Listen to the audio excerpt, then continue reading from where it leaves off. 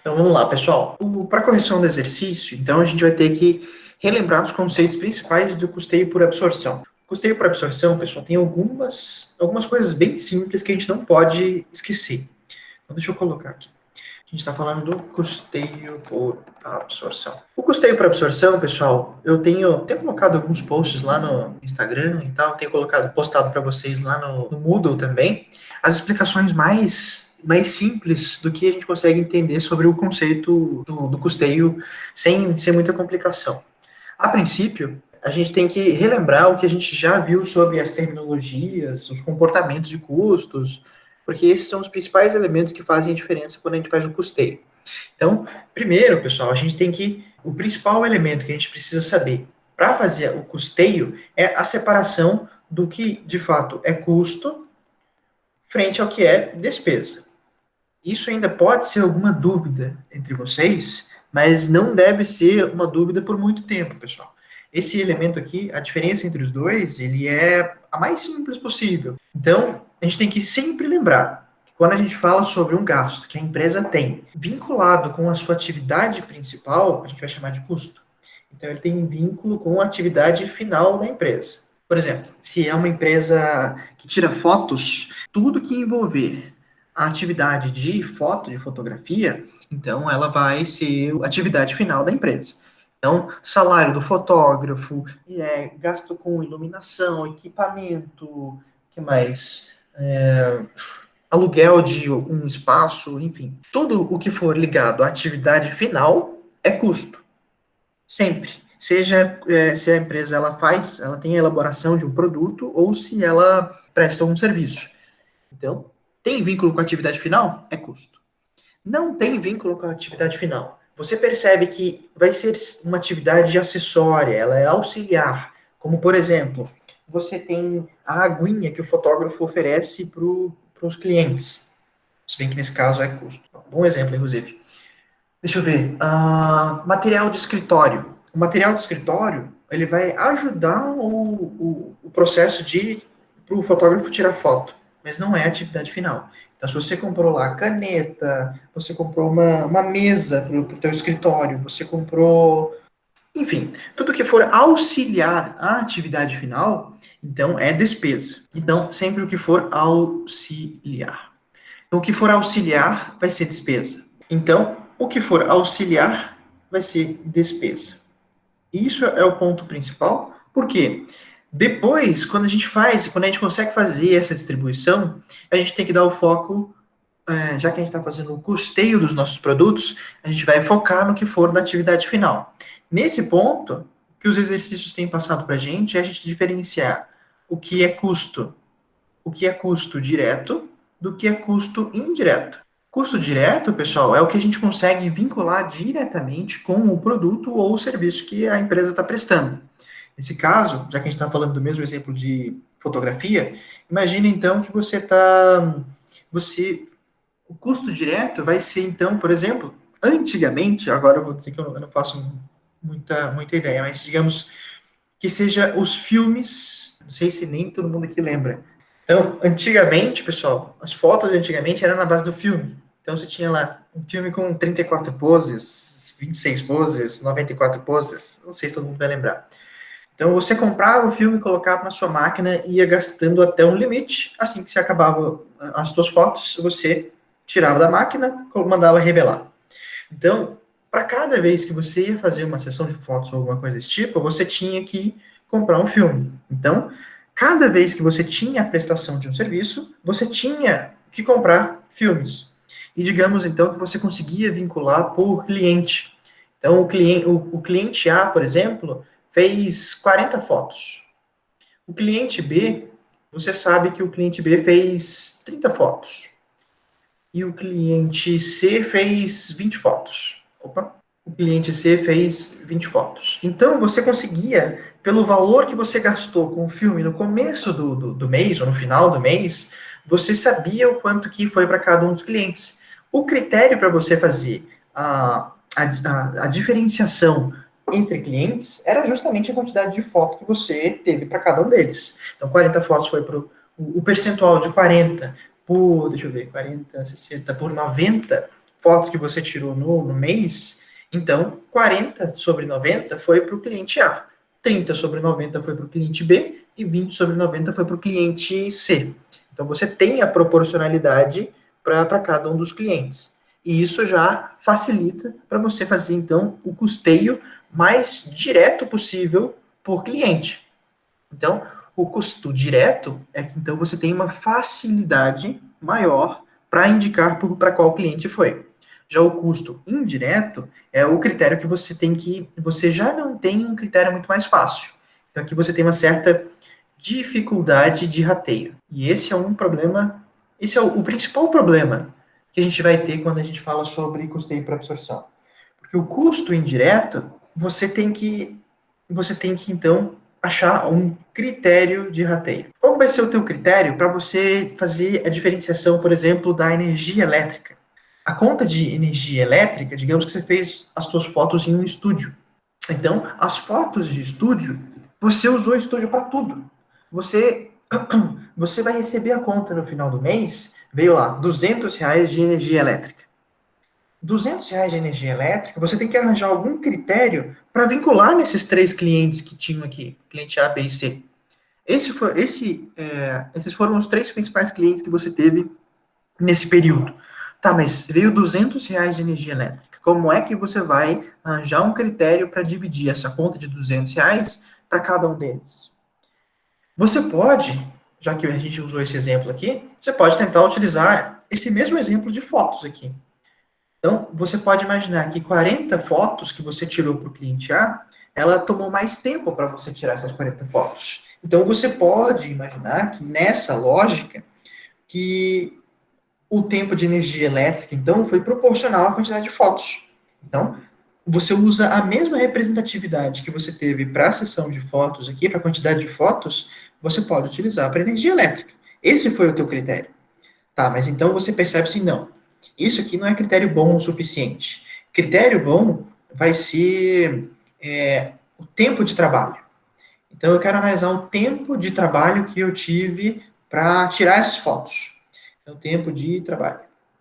Aí, então, você vai ter que pegar lá no registro de horas dos fotógrafos, quantas horas que o fotógrafo gastou tirando as fotos. Esse é o teu critério para você, então, fazer o pagamento dessa conta de energia elétrica. Você vai analisar. Ah, não, hora que eu gastei para o cliente A foram, sei lá, deixa eu imaginar aqui. No total foram 5 horas. Então, 5 horas para o cliente A. O cliente B foram 2 horas. E o cliente C foi só 1 hora. Então, você percebeu que esse vai ser o critério. Porque o funcionário é que utilizava a energia elétrica. Não tinha nada a ver com a quantidade de fotos. Mas sim o funcionário. O funcionário, às vezes, ele tirou lá aquelas 40 fotos lá, mas ele... Não, ou tirou lá as 30 fotos, mas ele tirou no ar livre, ele não tinha muito a ver com energia elétrica. Então, energia elétrica foi priorizada para o cliente A, porque ele tirou num estúdio, ele tinha mais... enfim, o tempo que você gastou para o cliente A foi maior, então você prioriza o cliente A para fazer o critério. Então, nesse caso, você utilizou o critério de horas de trabalho para fazer a distribuição da energia elétrica. E aqui é muito arbitrário, pessoal. Inclusive, eu gostaria de destacar uma coisa. O custeio por absorção, como a gente já viu, ele é um custeio que ele é utilizado de uma forma... É o custeio que é utilizado para fazer a contabilidade tradicional, a contabilidade financeira que a gente tem falado. Então, a contabilidade, o custeio por absorção, ele se baseia, ou então ele é o critério principal para fazer a contabilidade financeira. Então, quando vocês vão, sei lá, na empresa de vocês, ou vocês vão pegar lá, eu quero o demonstrativo de resultados, o balanço patrimonial da minha empresa, os critérios que foram utilizados para fazer a distribuição de custos na contabilidade tradicional, então vai estar lá tudo com base no custeio por absorção. Só que o principal problema do custeio por absorção é que vocês já devem ter imaginado. Porque nessas explicações aqui, vocês devem ter pensado assim, tá, mas não faz muito sentido para mim utilizar, por exemplo, a quantidade de filmes. A quantidade de filmes que eu utilizei para fazer a distribuição dos meus custos indiretos é um critério ruim. Ele deixa muita margem a erro. eu estou querendo, por exemplo, horas de trabalho. Mas aqui, então, eu vou ter que pegar as horas de trabalho e tem muito mais a ver com as minhas atividades do que com, por exemplo, a quantidade de filmes que eu utilizei.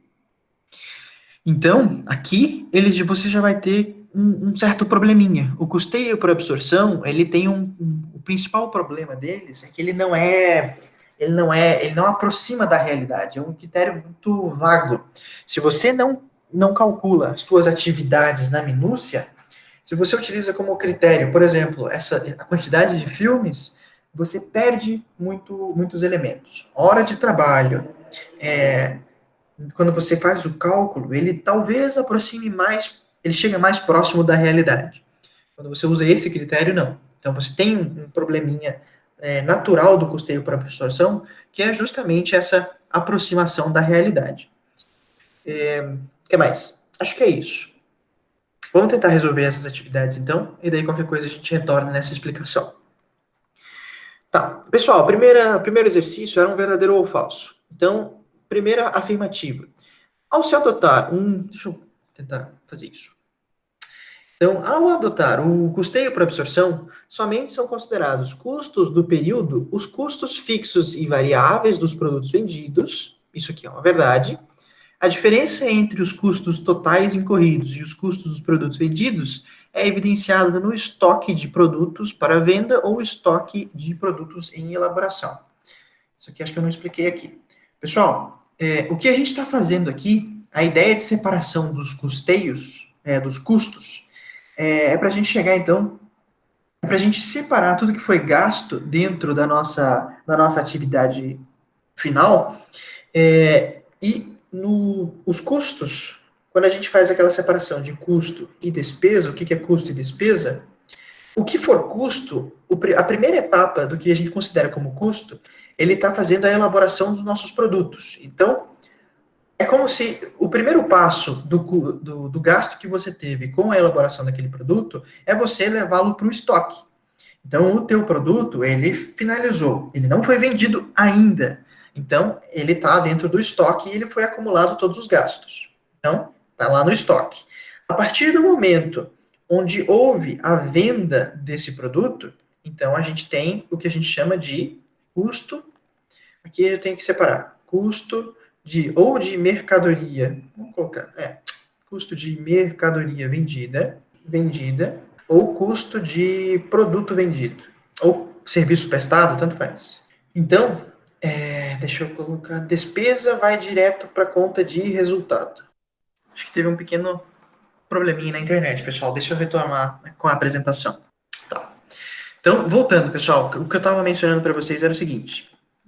Então, o primeiro passo do custeio, então, o custo vai virar estoque. A partir da venda, então, ele vira custo de mercadoria vendida e custo do produto vendido ou custo do produto do serviço prestado. Então, foi envolvido na sua atividade final. O que mais? E despesa vai direto para resultado.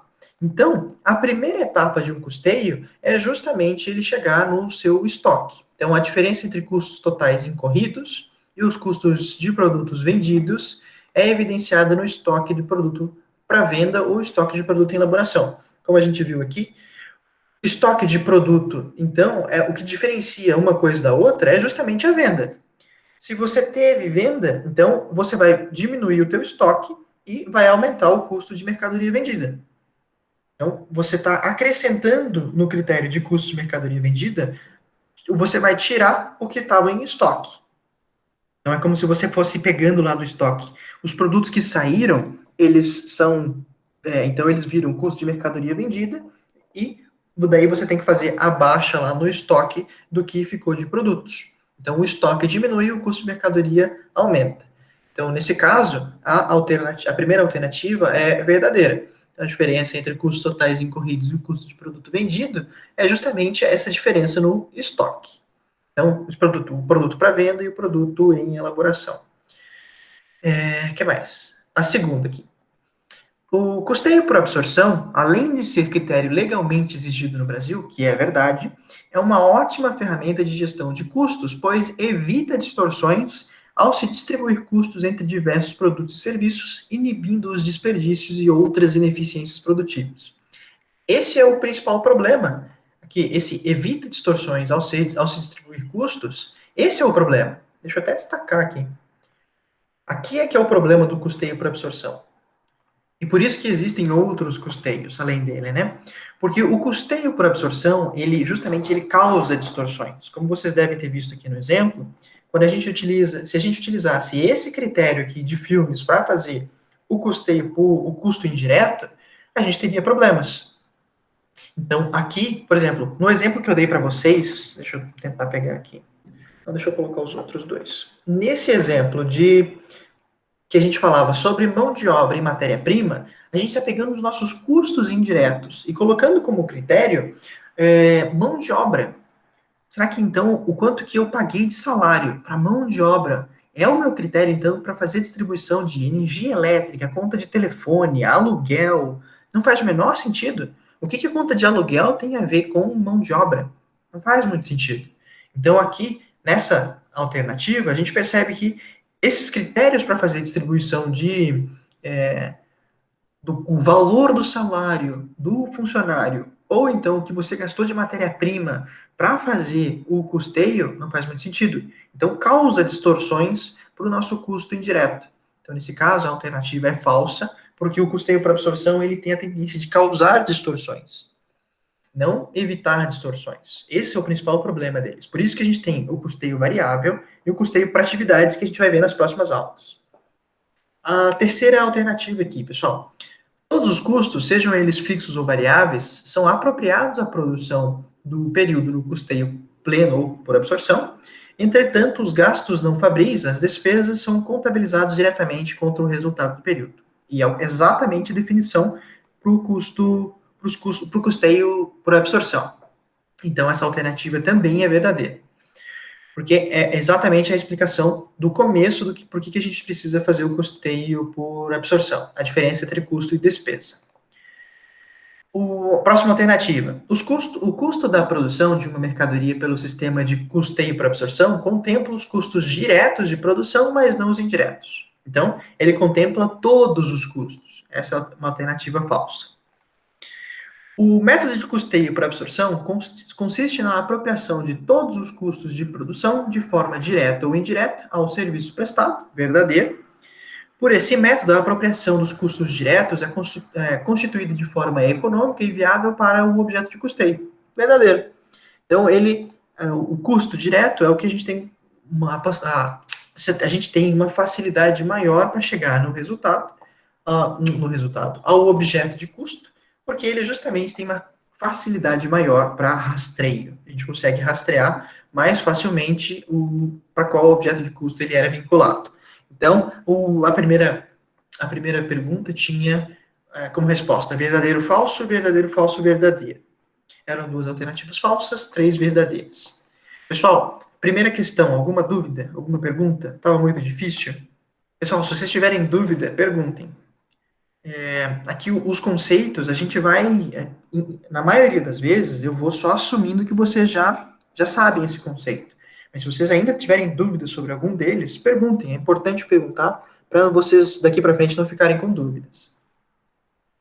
Então vamos para a questão 2. A questão 2 diz o seguinte: a empresa tem a autonomia de escolher o método de custeio mais apropriado ao seu propósito gerencial. Ok. É consenso entre os autores que a principal desvantagem do método de custeio por absorção e que afeta a formação do custo-produto é o fato de que os custos fixos são apropriados aos produtos arbitrariamente. Então, aqueles custos que seriam os custos indiretos, você vai ter uma certa dificuldade, então você vai arbitrar um critério por meio de uma taxa de rateio. Aqui, pessoal, aqui a gente não utilizou o termo custos indiretos, mas vocês conseguem imaginar que custos fixos também são problemas, porque, por exemplo, salário de supervisor é um custo fixo.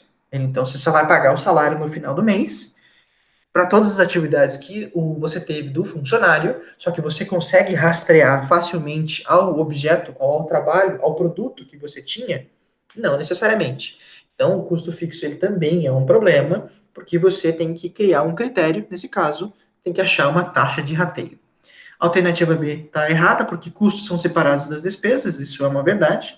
Esse não é o principal problema, isso serve para todo mundo. Custos fixos não são rateados, mentira, eles são rateados. Gastos fixos e variáveis são separados, independente de serem custos ou despesas. Isso é uma verdade, não chega a ser um problema. Despesas fixas são consideradas do período e não do produto. Isso, elas são dos períodos e não é do problema, mas o problema ele é justamente a consequência disso. Não é esse problema. A consequência é você ter que achar um critério de rateio. Então, a alternativa A era a resposta para essa pergunta. Vamos para o exercício, para esses exercícios aqui, pessoal. Deixa eu puxar o Excel. Cadê? Para cá. Aqui então, pessoal, vamos tentar refazer o exercício, porque eu acho que também tiveram algumas dúvidas. Deixa eu começar do zero isso aqui.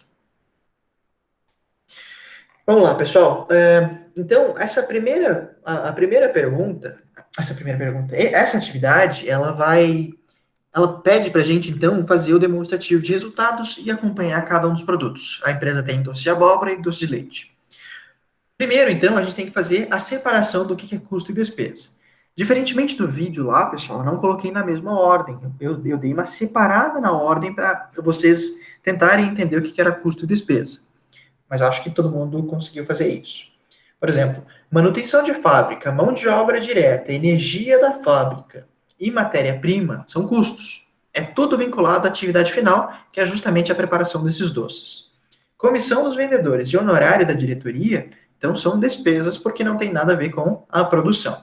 Então, nesse caso, esses são os elementos que são custos e os outros são despesas. Então, a gente já fez a separação. O próximo passo é a gente saber, então, que qual desses custos ele é custo vinculado a um produto diretamente e o que não é vinculado facilmente ao produto. Então, nesse caso, matéria-prima açúcar e mão de obra direta são custos diretos. Então, os valores são matéria-prima de açúcar é 1.200 e mão de obra direta é 800. Então, a gente tem, no total, 2.000 em custos diretos. Energia da fábrica, então, é custo indireto. Cadê energia? É 120. Manutenção da fábrica é 100. Então, 220 é custos indiretos. O exercício fala que, então, a gente tem as seguintes descrições.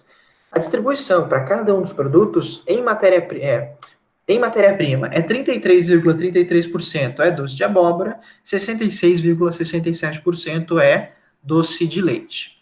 Mão de obra, então, para abóbora é 57% e 43% para doce de leite. E a receita são esses valores. Então, a gente já tem os critérios para a gente começar a elaborar o nosso demonstrativo de resultados. Receita de vendas, então, é 4.000 para doce de abóbora, 3.200 para doce de leite.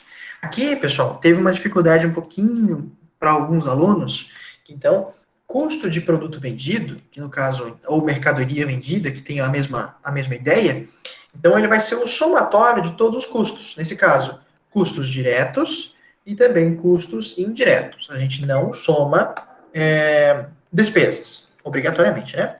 Então, deixa eu passar para todos eles. Isso aqui vai ser um somatório. Deixa eu fazer a mesma coisa. Então, isso aqui vai ser um somatório em todos os casos, né? Pronto. Então, custos diretos. Isso aqui também vai ser um somatório dos dois custos que o exercício já passou para a gente. Aqui eu posso utilizar... eu posso utilizar a mesma fórmula.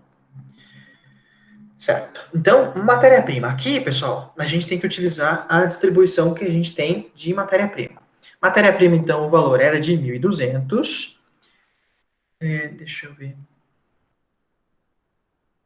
Isso, eu consigo utilizar assim.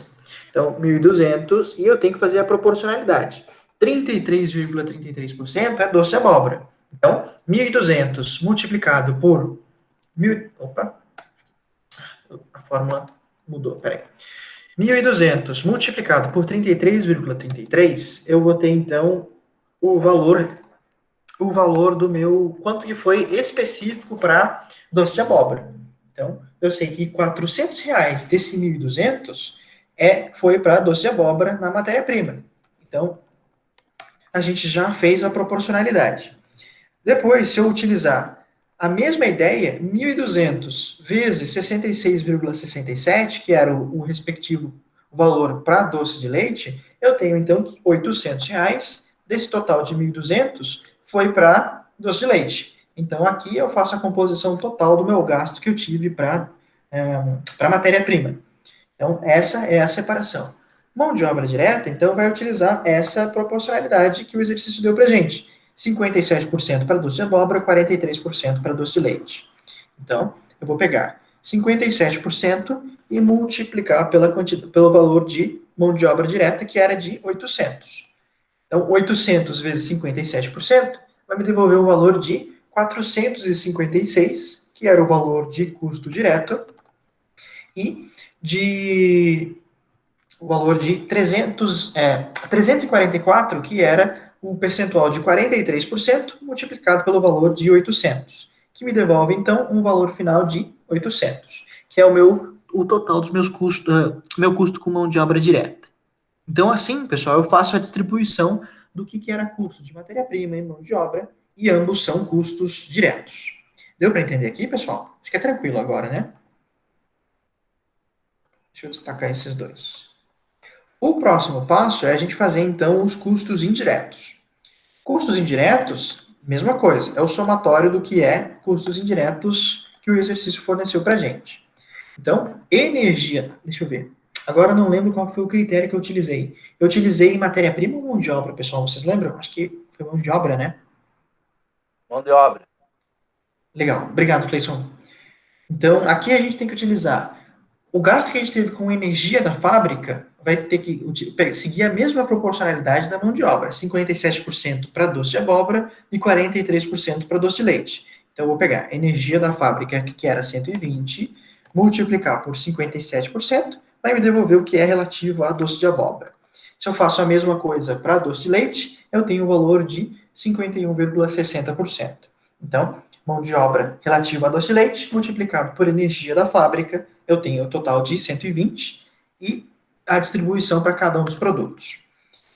Manutenção da fábrica, mesma coisa. Eu vou pegar esse valor de R$ 100, multiplicar então pela proporcionalidade de 57% e também por 43%. Deixa eu corrigir a fórmula aqui, peraí.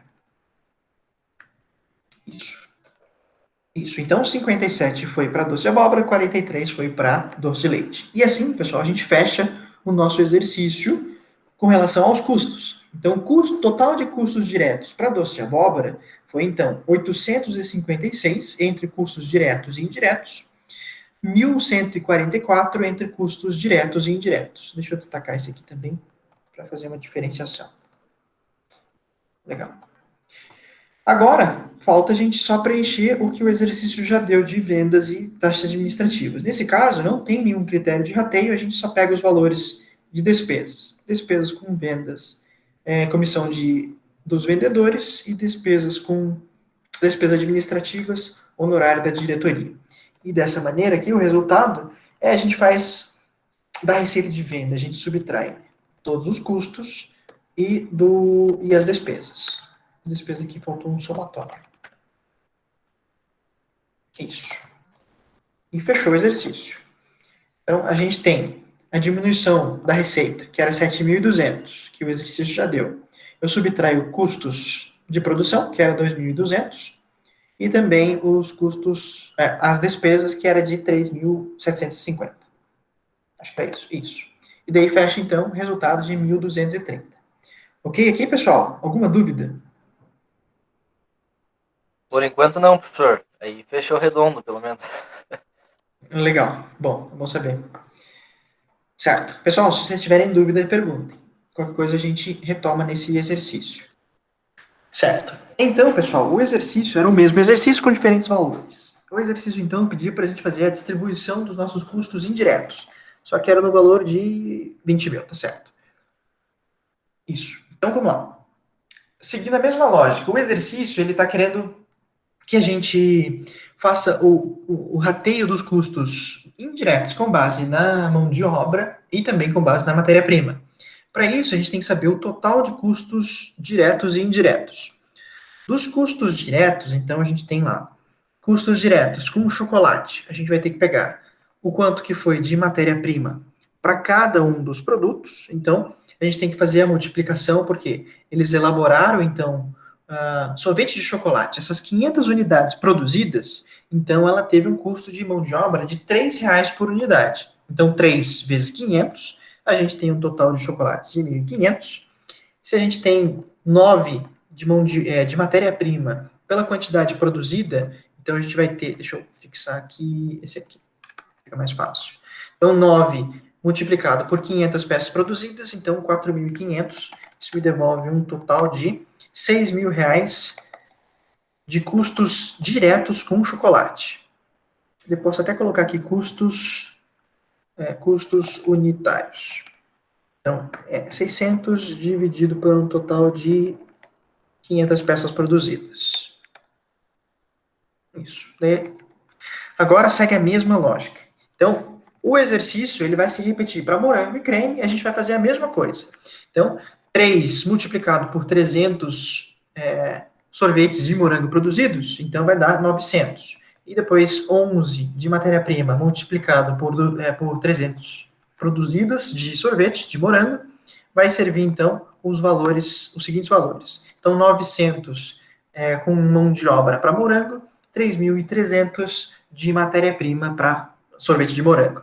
Então, eu tenho um total de 4.200, que é o somatório dos dois custos diretos, dividido pelas quantidades produzidas, então, de morango, a gente vai ter R$ 14 de custos diretos, e a mesma coisa que a gente faz para creme, a gente devolve um valor de 13.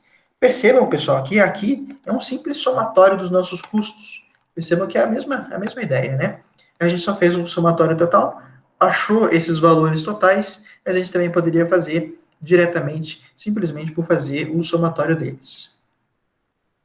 Tá. Aqui, então, a gente tem que arranjar as nossas proporcionalidades, já que o exercício está falando que o critério de rateio para os custos indiretos são as proporcionalidades de mão de obra direta e de matéria-prima. Então, a gente tem que tentar entender qual que é a percepção que a gente tem. Opa, acho que aqui a gente tem que acrescentar mais uma coluninha aqui. A gente tem que arranjar qual que é a proporcionalidade que o sorvete de chocolate, morango e creme tem para o total de custos de mão de obra e custos de matéria-prima. Então, a gente tem que fazer esse somatóriozinho aqui. Vou colocar mais um total. Tem que me devolver esse somatório. Legal. Então, sorvete de chocolate vai ser 1.500 dividido pelo 4.400, que é o total dos custos diretos, me devolve, então, uma proporcionalidade de 34,09%. Se eu faço essa mesma ideia para todos os produtos, então eu tenho essa distribuição. Eu tenho 20,45% para morango e 45,45% para sorvete de creme. Se eu fizer a mesma coisa para matéria-prima, então eu tenho essas proporcionalidades. 40,91% para chocolate, 30% para morango e 29,09% para creme. Eu tenho que pegar, então, essas proporcionalidades e, então, multiplicar para cada uma das letras. O exercício, então, está falando que isso. Eu vou pegar a proporcionalidade de mão de obra direta, que era específico para chocolate, e multiplicar pelo custo indireto total da produção, que foi de R$20.000. Então, 20 mil multiplicado por essa proporcionalidade de 34,09%, a gente acha, então, um valor de 6.818,18. Para morango, então, para morango multiplicado pelo percentual de 20 e 45, deixa eu copiar esses valores aqui e colocar aqui embaixo, que fica, às vezes, mais fácil para visualizar. Então, a gente tem...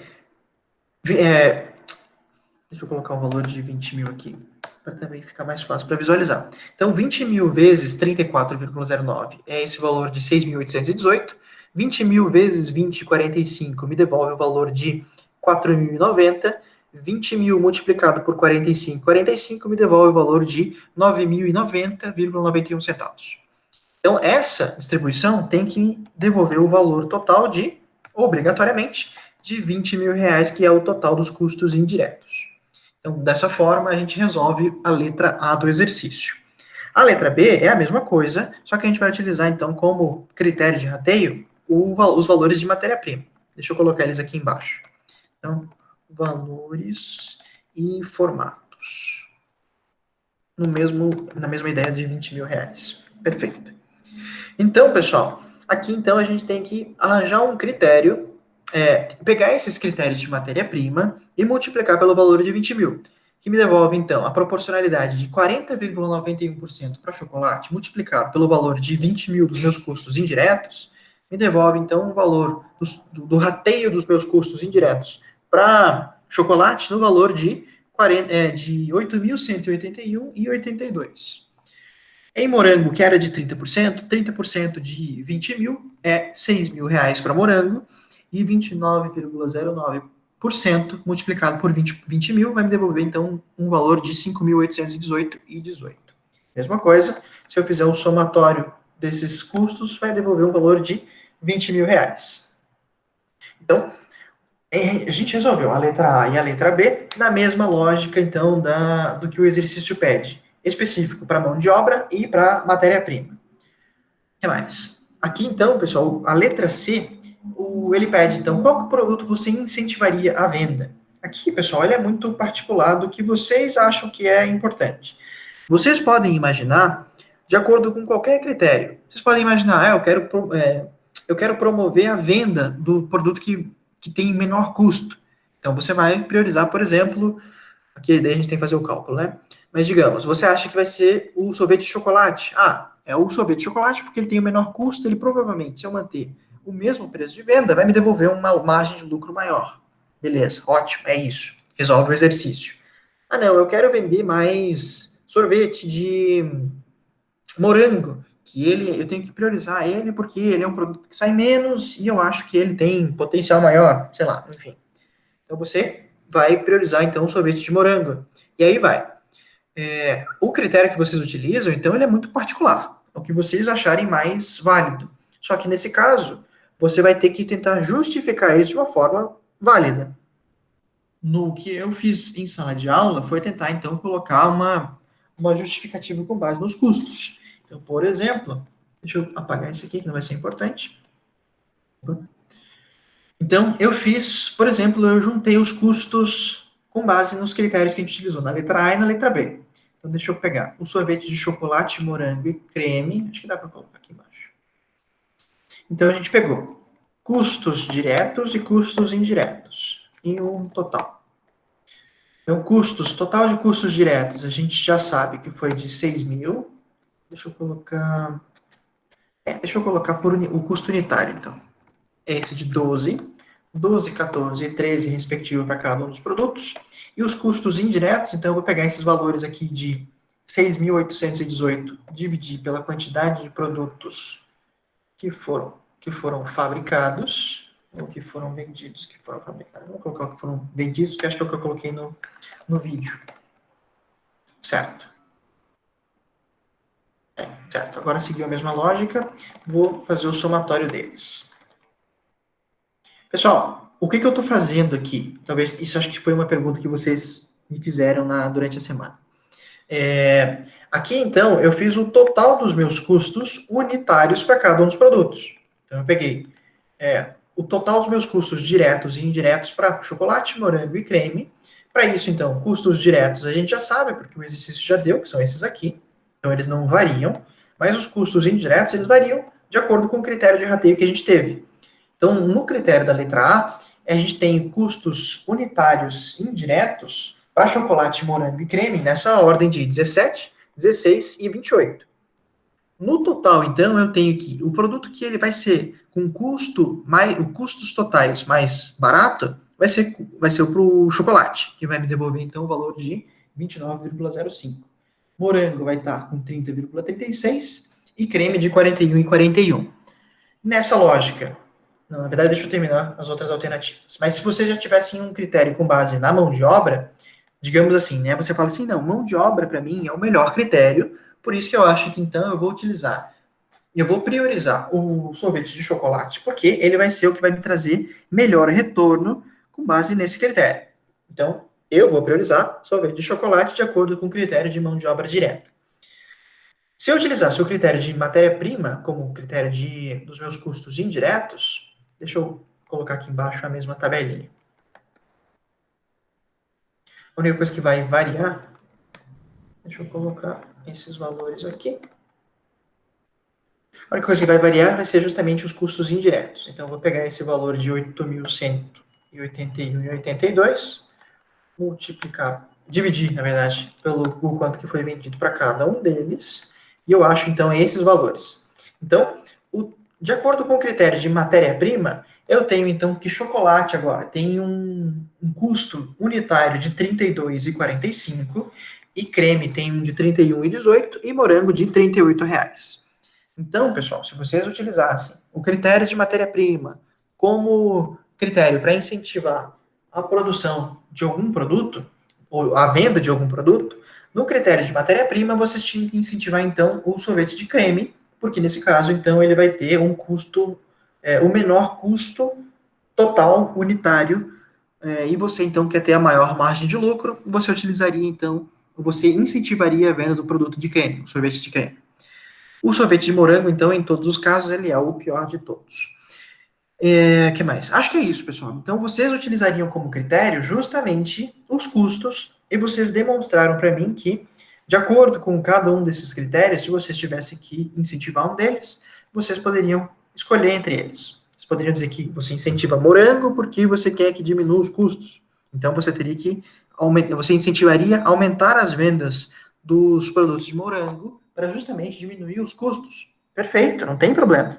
Ajudaria, então, você a responder a alternativa. Ou então você fala assim, não, na média, o sorvete de creme é o que traz melhor retorno para mim. Então, você pode tentar imaginar que o sorvete de creme é o que vai trazer melhor resultado para você, desde que você consiga justificar de uma forma interessante para você, certo? Acho que é isso, pessoal. Isso responde todos os exercícios. Alguma dúvida entre eles, pessoal? Deu para entender como é que se faz? Foi difícil? O que vocês acham? Contem para mim, não me escondam nada. Professor, essa última parte aí, falando sinceramente, eu não tinha entendido direito esse último cálculo que você fez aí para somar os custos unitários totais, né?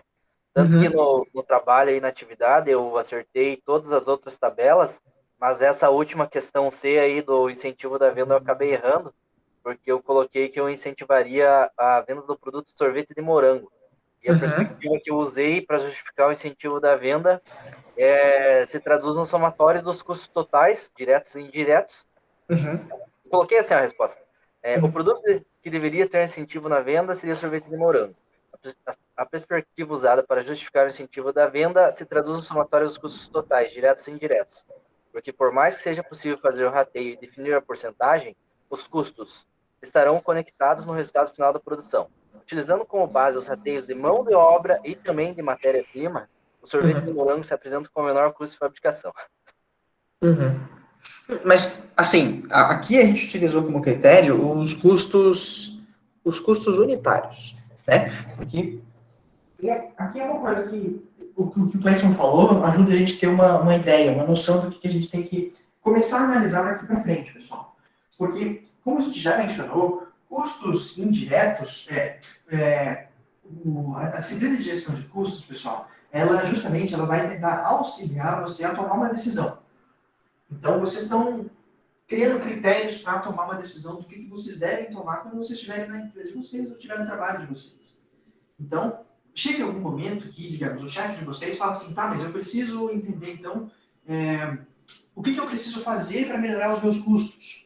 Daí vocês vão começar a analisar. Ah, então, mas se eu faço a distribuição dos meus custos diretos e dos meus custos indiretos, eu percebo, então, que eu tenho custos totais de sorvete de creme, de morango e de chocolate, eu tenho custos de morango sendo os menores, como o Clayson falou ali.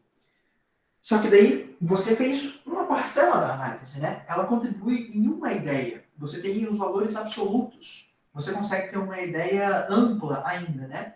Se você, então, quiser aprofundar a análise, tentar chegar em um critério que justifique mais alguma decisão que você precisa ter, só os valores absolutos não te ajudam. Então, aqui vocês teriam que dar um incentivo a mais para analisar os custos unitários. Porque, então, aqui, o custo unitário é o que vai fazer a composição daqui para frente da precificação, da margem de lucro, do que vocês precisam, então, se preocupar o que vai trazer melhores resultados para a empresa, né? Então, nesse caso, a gente está tentando aprender o passo a mais, que é justamente vocês entenderem as variações nos custos unitários. E essa análise, nesse exercício aqui, pessoal, ele ainda por incrível que pareça, ele ainda é muito raso. Essa ideia dos critérios de rateio por mão de obra e matéria-prima, eles são os mais simples possíveis. Então, daqui para frente, quando a gente analisar o custeio variável e o custeio por atividade, eles vão trazer vários outros critérios que vão incentivar a você ter uma maior profundidade na análise para você chegar mais próximo da realidade. Nesse caso, mão de obra direta e matéria-prima não são critérios, como é que a gente pode dizer? Não chega nem a ser um critério decente para a gente chegar na realidade.